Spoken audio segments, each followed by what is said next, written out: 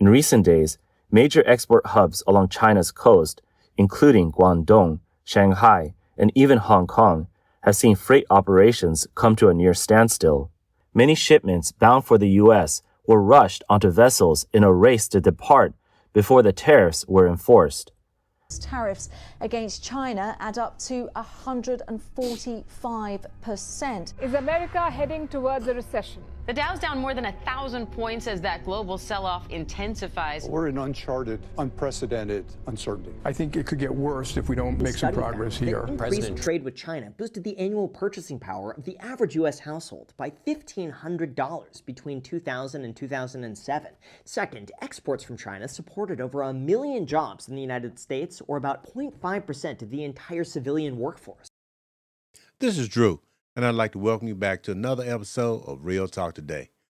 Today, I want to talk about some of these tariffs that's going on and make sure that my audience has a pretty good understanding of how things could end up in the next few months. Because tariffs really affect our everyday living as far as what we buy and how much we have to pay for it. And with that being said, 50-50 may be the only way to go. Let's talk.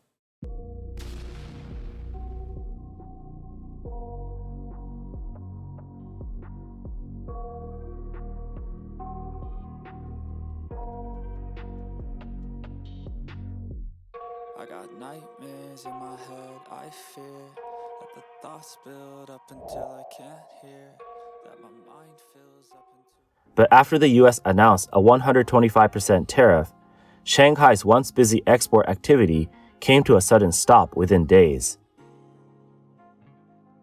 Even though a lot of these headlines have seemingly appeared out of nowhere, the reality is, over the last 40 years, China has been at the forefront of production, international investment, and rapid productivity, all because of an exchange that occurred back in 1979, which gave China diplomatic relations with the United States. Countries from around the world invested their money in Chinese infrastructure, they took advantage of low-cost labor, and they helped bring much-needed funding to areas that were previously closed off. In fact, China's growth was so impressive that in 2001, they became a member of the World Trade Organization as a way to help further strengthen ties with the United States. But it didn't exactly go as planned. For the United States, it became quickly apparent that demand for low-cost, cheap goods was increasing way faster than expected. More and more products were being outsourced elsewhere, and corporations moved 6 million jobs overseas to allow for higher profits. Now, even though this certainly did bring down the cost of nearly everything that we use today, for China, the benefits were monumental. With all of the worldwide trade and foreign investment, 400 million people were lifted from poverty. In addition to that, their economy is now 11 times larger today than it was in 2001. They became the world's largest exporting nation in 2009, and they were even touted as the world's economic miracle while they grew at a faster pace than any other nation. However, not everything was exactly as it appeared on the surface, because the more China grew, the more powerful they became in relation to every other nation. The more leverage they had within their own businesses to control them, the more they could change policy in any way that they deemed fit, and the more difficult they'd become to join forces with. In fact, members of the World Trade Organization allege that China's been providing illegal state subsidies to businesses who export their products, discriminating against companies who don't buy from Chinese manufacturers, and controlling supply chains through taxing raw materials. Even worse, it said that they've been devaluing their own currency by as much as 40% as an incentive for other countries to buy their goods at a discount. Now, I want to give a shout out to Stephen Graham. He's another YouTuber that's very good. I want him to kind of give us an introduction on how intertwined we are with China as opposed to our day-to-day living and the prices we pay for goods and services. And we really need to understand, even though some of the tariff may be deemed necessary, it's going to hurt us just as much as it's going to hurt them. It's going to hurt them on the manufacturing side, since they can produce a lot of these products that we crave as Americans a lot cheaper. But it's going to hurt us because it's not going to be any market. We're not going to have any money basically to buy the stuff that they're trying to sell, especially if the tariffs keep getting so high and people keep losing jobs. They're not going to be able to buy anything anyway. For years, Apple has been diversifying its manufacturing supply chain away from China. Apple's been selling iPhones made in India, AirPods from Vietnam, and Mac computers assembled in Malaysia. The strategy was a hedge for its supply chain after the company dealt with tariffs by the first Trump administration, supply chain issues tied to COVID, and chip shortages that revealed the risk the company was at by primarily producing out of China. But then on April 2nd, everything changed. For decades, our country has been looted, pillaged, raped, and plundered by nations near and far, both friend and foe alike. In a few moments, I will sign a historic executive order instituting reciprocal tariffs on countries throughout the world. Apple is still very reliant on China. Around 90% of iPhones are still assembled in China by Foxconn, which accounts for roughly 80% of Apple's total production capacity. China also handles 55% of Mac assembly and 80% of iPads. So what exactly do these tariffs mean for your iPhone? And what options does Apple have? Apple is in the eye of the storm. I don't think any company is more impacted by this tariff Armageddon than Apple. It's 90% of iPhones, 75% of its other hardware. And that's why for Apple, when it comes to China and Taiwan, this continues to be just an epic disaster. And that's why the stock's reflecting that. Right now, Apple designs its products in the US, but assembles almost everything abroad. The reality is, if you want an iPhone made in the US and you want that for $3,500, we should make it in the US. If you want it for $1,000, you keep it in China. He said basically it's just too much, the price of making these goods is just so much cheaper in China. And a lot of it is really due to the infrastructure and how much they actually pay, their citizens to make it. Said if you wanted to keep an iPhone around $1,000, you get it made somewhere like China. If you want to be $3,000, you bring it to America, because as we all know, Americans want more per hour. We're not going to work for peanuts. The Trump White House claims Apple could just bring iPhone production back to the US. We have the labor, we have the workforce, we have the resources to do it. And as you know, Apple has invested $500 billion here in the United States. So if Apple didn't think the United States could do it, they probably wouldn't have put up that big chunk of change. But experts say that's easier said than done. The global supply chain's built in Asia. China has been a linchpin for Apple's success, as well as big tech. And look, to put some numbers, it would take $30 billion, 3 years, for Apple to just move 10% of the supply chain to the US. You could produce things in Asia that's 95% cheaper than in the US. That's the nature of the global supply chain. Whether it's clothes, electronics, U.S. consumers want things cheap. It's labor cost, infrastructure, the nature of the workforce. It takes 4 to 5 years to build a factory. So where does Apple go in the meantime? They can't just call a factory in the U.S. Look, essentially Apple, their boat has been turned upside down. There's no life rafts. And it's a very, very dangerous and I think uncertain time. Amid fierce back and forth tariffs between the US and China, as of April 10th, the White House told CNBC Trump elevated tariffs to a staggering 145% on Chinese imports. It's going to throw the US into a recession. Okay, at the beginning, I did want to touch on the iPhone, whatnot, iPad, a lot of the Apple products that we all love and use. Because, let's be real, a lot of it's some of the best stuff on the market for certain type of situations. So I just wanted to make sure we understand how interwoven we are with the Chinese economy. But China is going to be suffering also because they need to manufacture these, especially when you selling something cheap. You need to manufacture and sell a whole lot of it just to, maintain a slim margin. Carnage, panic, bloodbath doesn't even begin to cut it. Chinese markets deep in the red. Now Hong Kong stocks plunged the most in almost 3 decades. In its first day of trading after the weekend, the Shanghai Composite fell more than 7 percentage points. That's, let's call it somewhere in the ballpark of $500 billion in value, wiped out in one day. The Hang Seng, a measure of top stocks in the Hong Kong market, that was down more than 13%. That's another few $100 billion in value gone. And Donald Trump's not done. Because on top of a 10% tariff on Chinese goods imposed in February, plus another 10% in March, plus 34% announced last week, he's just threatened an additional 50%, which altogether effectively doubles the import cost of all Chinese goods to the U.S.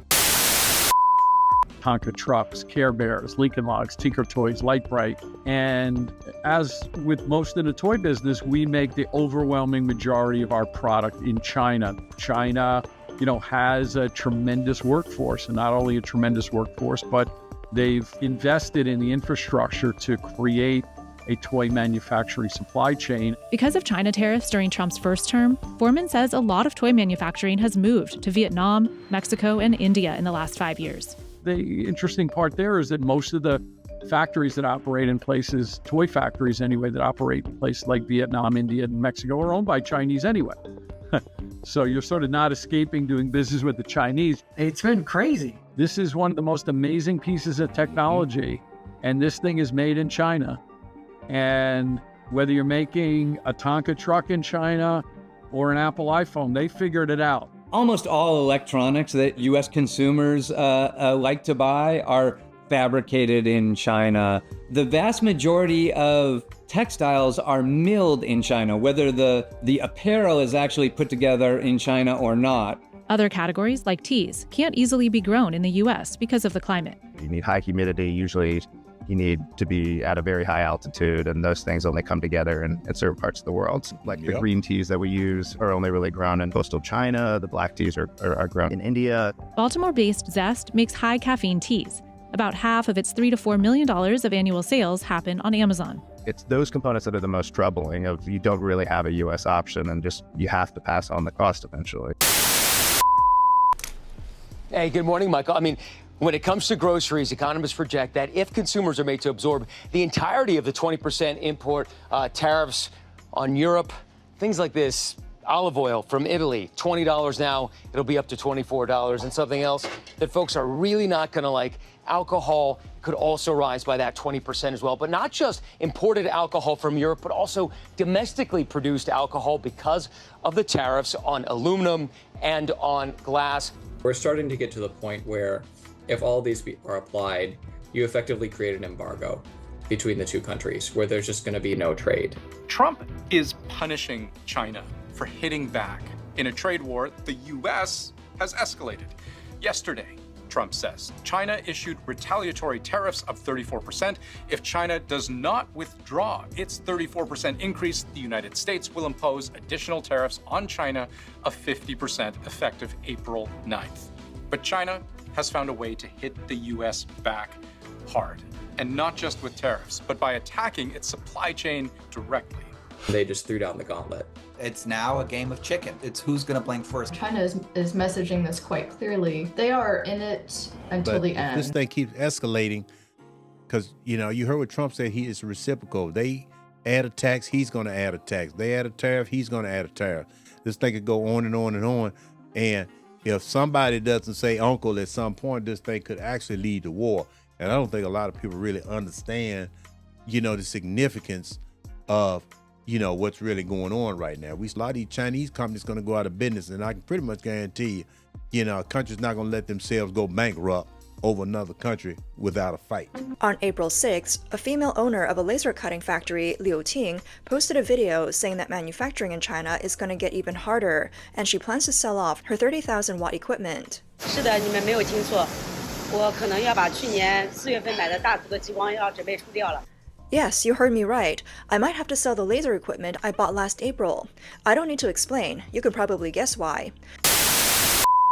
Today is April 10th. U.S. tariffs have surged to a staggering 145%. Many friends running OEM factories for American brands told me all their U.S. orders were canceled. Even completed goods are being rejected, and shipments that already reached the port are being pulled back. Some shameless clients are even demanding their deposits back. When disaster hits, it's always the factories left holding the bag. No client is willing to shoulder the burden of these tariffs, and none of them care whether the factory has already paid for the materials. Clients may lose a small deposit, but the losses for factories go far beyond that. More and more companies will go bankrupt, lay off workers, and downsize. Many manufacturing owners will end up with insufficient funds and will not survive. But China knows hitting the U.S. back with tariffs doesn't land quite the same way as the original blow against China. The trade math illustrates why. If we're talking about the physical things the two countries ship back and forth, in 2024, the U.S. sold China just over $140 billion worth of goods, but it bought almost $440 billion of product, meaning A 34% tariff on Chinese goods, that has a bigger impact than that same tariff going the other way. China has, until now, attempted to exercise restraint. Months ago, when Trump first imposed that sweeping 10% tariff on Chinese goods coming into the US, China did retaliate, but with smaller sector-specific tariffs, mainly targeting US energy, coal, LNG, that sort of thing.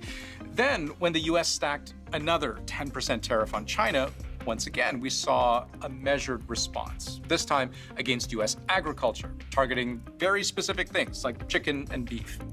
But economists say the folks that will start to feel the pinch the soonest are low-income families, Rob.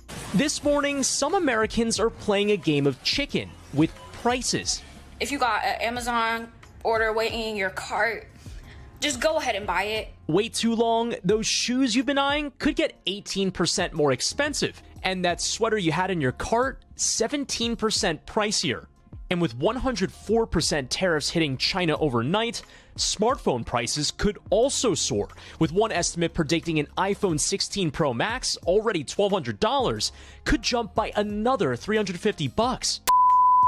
Each country, is basically trying to impose their will, but sooner or later it's going to have to come to a point where, enough is enough. And I just want to make sure that you all understand that these tariffs, a lot of people don't really pay attention to what's actually going on, but it's going to affect basically everything that we consume in the U.S. Real quick, let's take a look and see how it's starting to affect American businesses, because a lot of the stuff that we sell over here, like we talked about before, made in China. This is our new Snacktainer silicone bento box. Kenny's brand, Prima Stella, brings in about $800,000 annually, almost entirely from Amazon sales. I would love to be able to manufacture in the U.S., but the truth is that the infrastructure is not there. The manufacturing infrastructure doesn't exist. I've even considered what it would look like to open a manufacturing site, but that's way over my head and, out of my budget, right? Even with huge tariffs, Kenny says it still doesn't make financial sense to move manufacturing to the U.S. The cost is too high. It's not 10% or 20% higher. It's double or triple the cost per product. Right now, when you do try to reach out to manufacturers that are here, they don't even return your calls or your emails. The people in China are hungry for the work. They'll get back to you right away. They make sure you get your shipments right away. They're on it. I think the administration would like people to think that this is a China problem and that this is only hurting Chinese-based businesses and helping U.S.-based businesses. But I am a U.S.-based business, let's be clear. I can't manufacture everything here. I wish that I could, but everything else is done here. Everything's warehoused here, designed here, photographed here. All the income that comes from that stays here.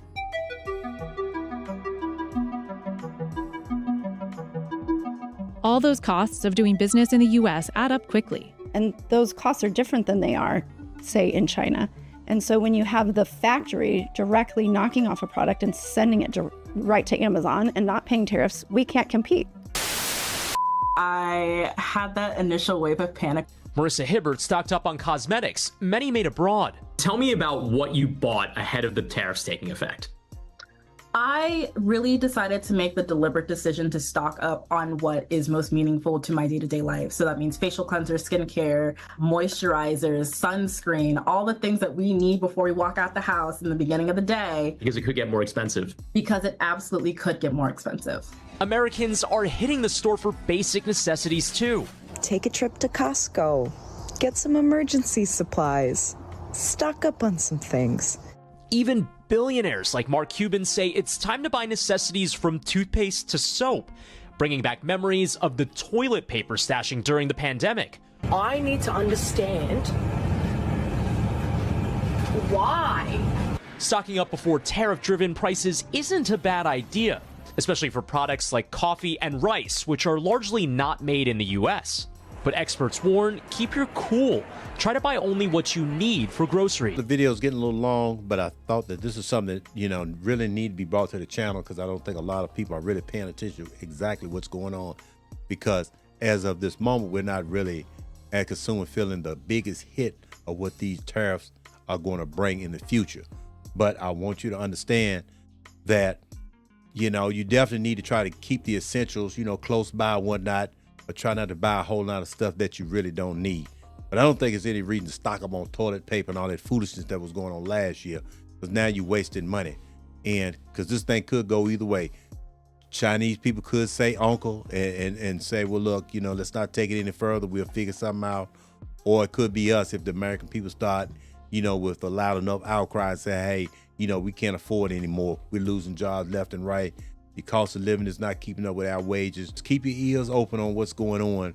And please don't tuck your head in the sand and, you know, go under the false illusion like, you know, these things are actually going on won't affect me, because I promise you they will. And with that, I'll see you at the next one.